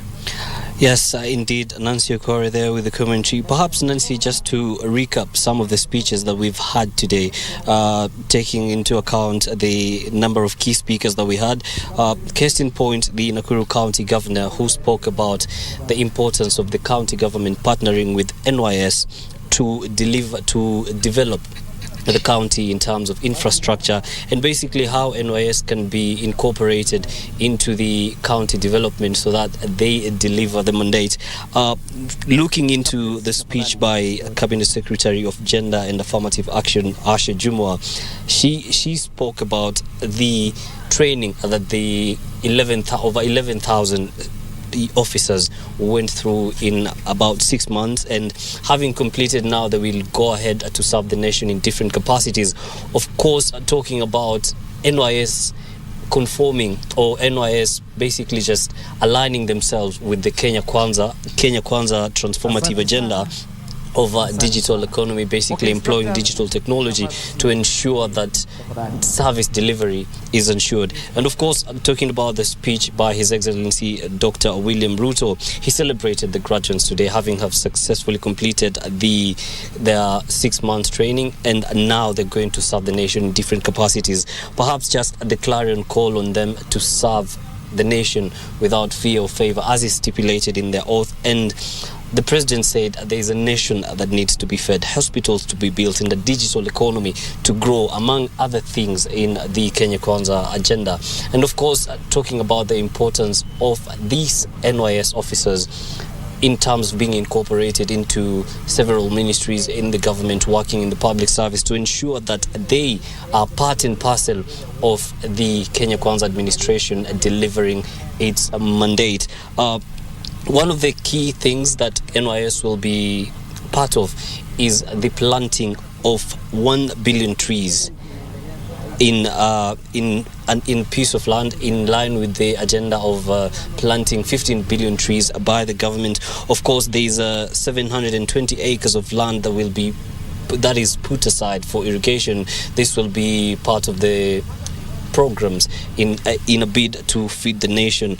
Of course, also talking about the intake of NYS that is coming next year, the government hopes to increase the intake from the current 10,000 to 20,000 to ensure that the number of servicemen that are being incorporated into NYS, taking the training and then of course going to serve the government in different capacities will be increased, so that the agenda of transformation and development, not only for NYS but the country at large, will be delivered.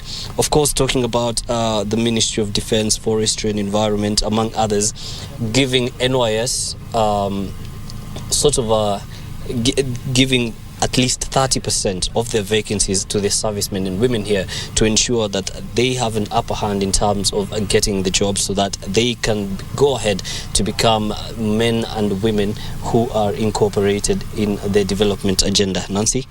Yes, indeed, those are some of the issues that the head of state talked about. And Farah, we can also remember the task force that is currently undertaking the reforms on the terms and conditions of policemen and, of course, prison service members. The president has ordered that they be extended, their term be extended for another period of 2 months, just to give time for them to incorporate the National Youth Service into whatever they are doing, so that the president can actually receive a report in the next 2.5 months, and that's when he's going to use the report to know how to improve the terms of these officers that he has termed as people who are well versed on matters that are affecting this nation, talking about the training that they have received here, the skills that they have gained, and how much they are going to complement the efforts by the government, that is the Kenya Kwanza government, in bringing services closer and easing the service delivery to the members of the public.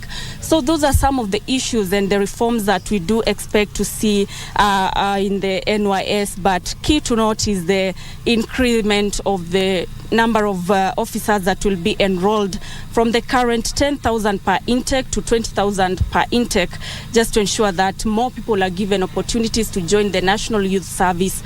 Because once they join the National Youth Service, they are able to gain skills. People maybe who did not have anywhere to go, they did not have anything to study, but once they come here, their potential is utilized to the full capacity. Yes, and also taking into account the matter of incorporating everyone in the recruitment process. We've seen of the 11,692 officers that are passing out today, or rather have passed out today, 8,421 of them are male. Female 3,271. Also important to note is that the persons with disabilities have not been left behind. They're incorporated in the service, and of course they went through the training, and they will be able to serve the nation in different capacities. So just to show that NYS incorporates everyone and leaves no one behind as far as matters of service to the government is concerned. Indeed, and actually, as we saw after the speeches, we had the entertainment section that was actually going on, and it's actually something that so many people are always looking forward to whenever these such events are taking place.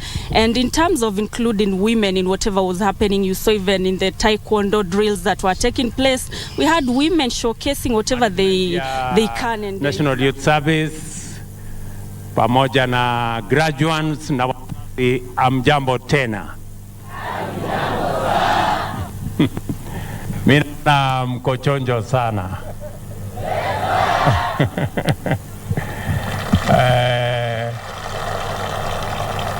Mimi nimefurahi sana kuja katika sherehe hii ya kwanza kwangu kama rais wa Jamhuri ya Kenya, na mimi nataka niwaambie wote asanteni sana. Na wengi ambao wako hapa siku ya leo ya kura, na mimi nataka niseme asante sana. Thank you very much. Na leo nimefika hapa ili nijumuike na nyinyi pamoja na wazazi wenu katika sherehe hii ya muhimu.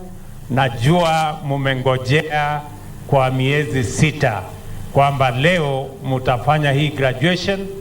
Mimi nawatakia heri, na vile nimesema hapa, tukianza kwenda mbele, wakati kuwa afuta wanajeshi, watu wetu polisi, wale wa prison, wale KWS, wale wa forest service, hali ya kwanza ya kuanzia kutafuta kwa NYS. Nimesema 30%, lakini tukiendelea na nikiona vile mko na bidii, tutaenda hapo 40%, 50%.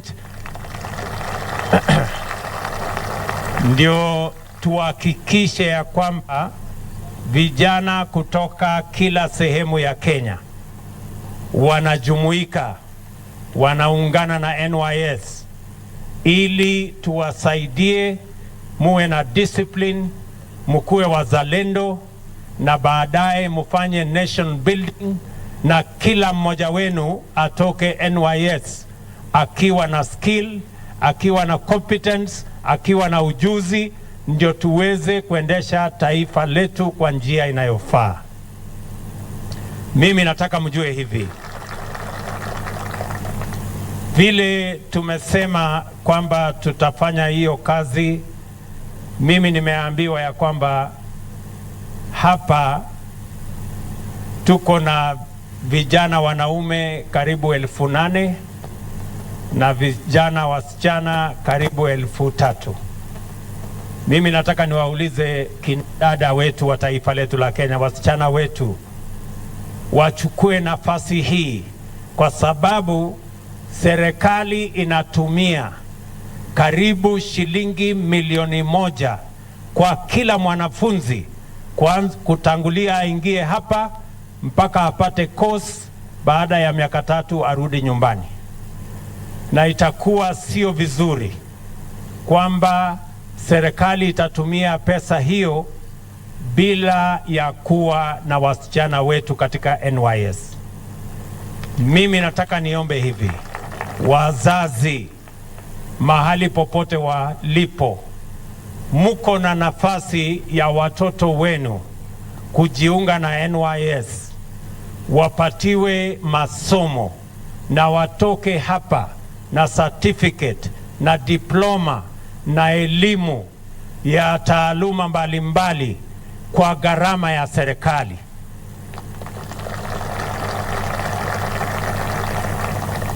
Mimi nataka niwaambie kina dada wetu, waziri sasa ni huyu na ni msichana mwenzenu.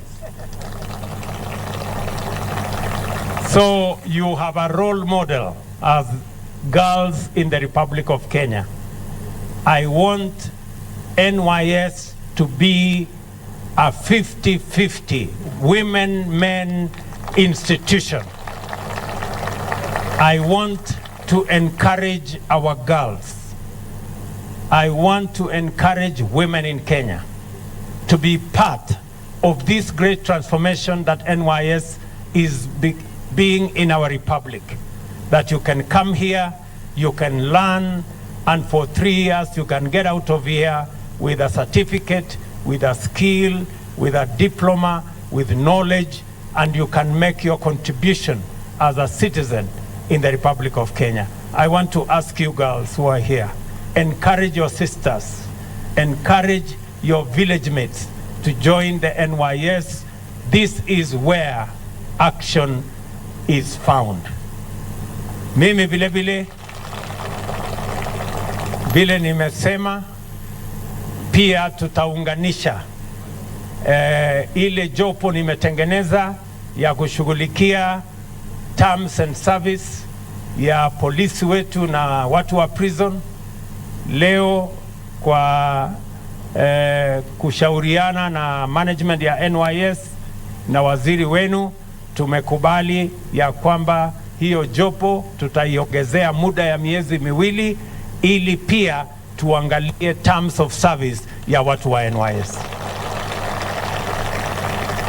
Nimesema vile kwa sababu NYS muko na ardhi ambaye tunaweza kutumia kwa kilimo, ili NYS iwe institution that is self-reliant. Tumepanga kama serikali, tutawapatia matrakta, tutawapatia vifaa ya kilimo, na tumeweka katika mpango yetu ya mwaka huu, kabla ya mwezi wa 9 mutakuwa na vifaa ya kilimo ambayo itawasaidia kuzalisha chakula katika mashamba ile muko nayo, muweze kujilisha na muweze kutusaidia kulisha taifa la Kenya. Jameni, mutatusaidia katika hiyo mpango? Ile ya ukweli mumesema? Jambo la tatu, nimesema vile ya kwamba kuna machines nyingi ya NYS ambayo serikali ilinunua, imepata matatizo kwa sababu ya spares, kwa sababu ya kuharibika hapa na pale, na tuko na vifaa nyingi na machines nyingi. Tutawapatia pesa NYS ili hizo machines zote ziweze kufanyiwa repair, ziweze kutengenezwa upya, ndio muweze kutusaidia kujenga mabwawa, kujenga mabarabara na kutusaidia katika maendeleo ya taifa letu la Kenya. Tumekwisha kubaliana? Yes, sir. Tutafanya hiyo kazi pamoja? Yes, sir. Vile mimi nimesema ya kwamba tukielekea mbele, factory yenu ya NYS ambayo inatusaidia kwa mambo ya uniforms na mambo yale mengine yote, tutaketi chini kama serikali tuangalie vile NYS inaweza kutusaidia kutengeneza uniforms, kutengeneza viatu na kufanya ile kazi yote ambayo inahitajika, especially for our disciplined forces. I have seen the quality of your fabric. I have seen the quality of your embroidery. I have also seen the design of your uniform, and I want to confirm that the NYS uniform is the best. It is. So tutasoma kutoka kwenu na tutasaidia wale wengine tukitembea pamoja.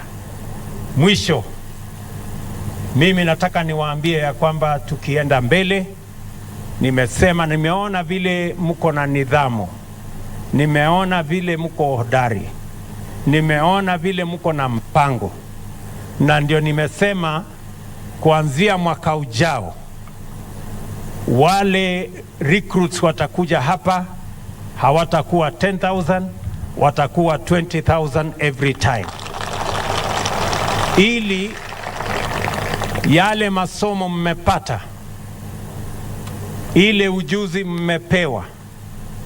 Mimi najua mkitoka hapa sasa mtaenda katika nation building, alafu baadaye mtaenda kusomea taaluma mbalimbali, na hiyo tutaigharimu kama serikali kuhakikisha kwamba vile mlijoin NYS, mkiondoka mtarudi nyumbani ukiwa na certificate, ukiwa na diploma, ukiwa na skill, ama ukiwa umepata kazi katika jeshi ama polisi ama NYS ama forest ama sehemu ingine, na tunataka kutembea barabara hiyo pamoja. Tafadhali nyinyi mtakuwa ambassadors wetu kwa vijana wengine wa join NYS. Yes, sir. Mtafanya na bidii. Yes, sir. Mtajitolea. Yes, sir. Ya mwisho tena, mimi nataka niwashukuru sana kwa sababu mumeelewa mambo ya climate change na mnaelewa vile tuko na matatizo na mambo ya mazingira, na mumesema kama NYS na sisi kama serikali tutawasupport ili mtu mambo ya miti, ili mtuzalishie miti bilioni 1. It is the only institution that has reached 1 billion trees as a commitment. Hiyo kazi mtafanya ya itatusaidia kuhakikisha ya kwamba mazingira yetu tunarudisha katika hali ambayo mvua itapatikana, mazingira italindwa, tutakuwa na nchi ambayo haitakuwa na madhara haya ya climate change, na mimi nataka niwahakikishie we are going to work together in that direction. Tunaelewana jameni? Yes, sir. Sasa kwa sababu wazazi wenu wako hapa, na mimi najua mtakuwa hapa, nimeambiwa siku ingine 2-3 mkingojea kuwa deployed katika sehemu mbalimbali ya taifa letu la Kenya, na nimeona ya kwamba muko na bidii sana. Sasa kwa sababu mimi nimekuja hapa na nimefurahi sana, nimeambia director wenu nitanunua ndume 10 niwatumie kesho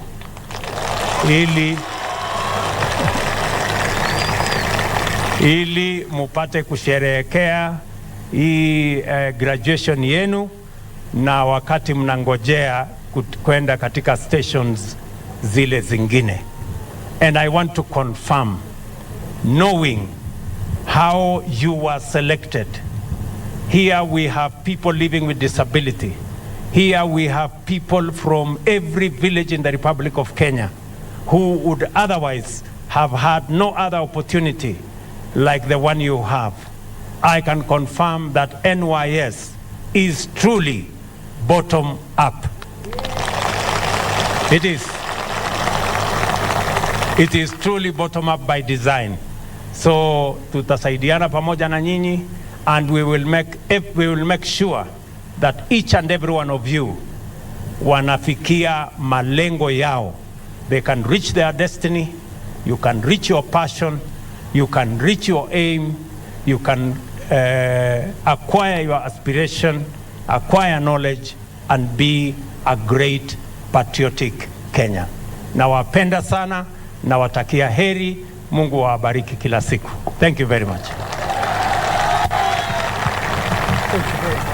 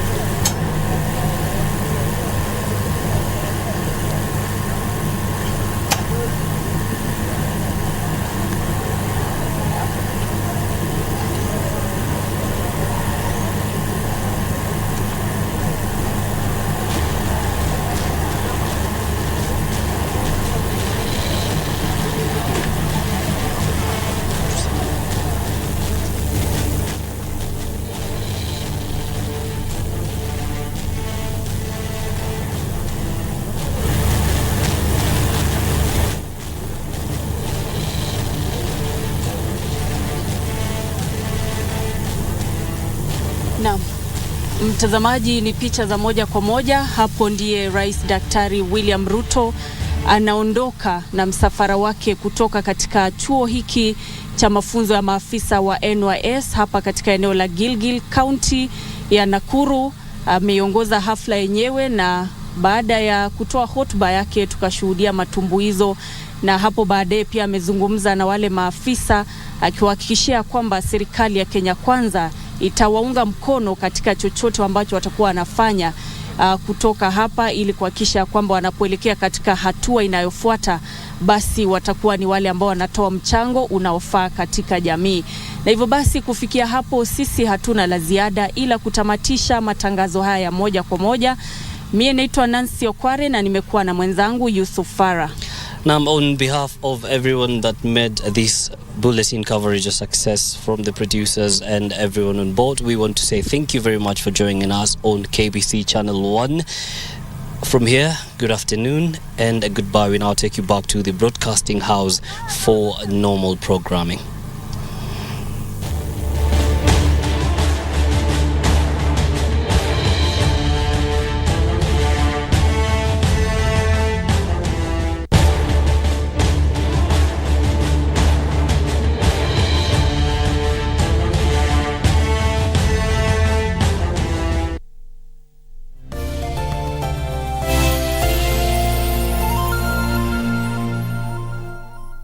To get the pit as your skiza tune, dial *811 *397#. You may be in the pit. You do not see how you could get out. But the good news is that you do not have to get by yourself. The Most High God is about to lift you out. He's about to turn the medical report. He's about to free you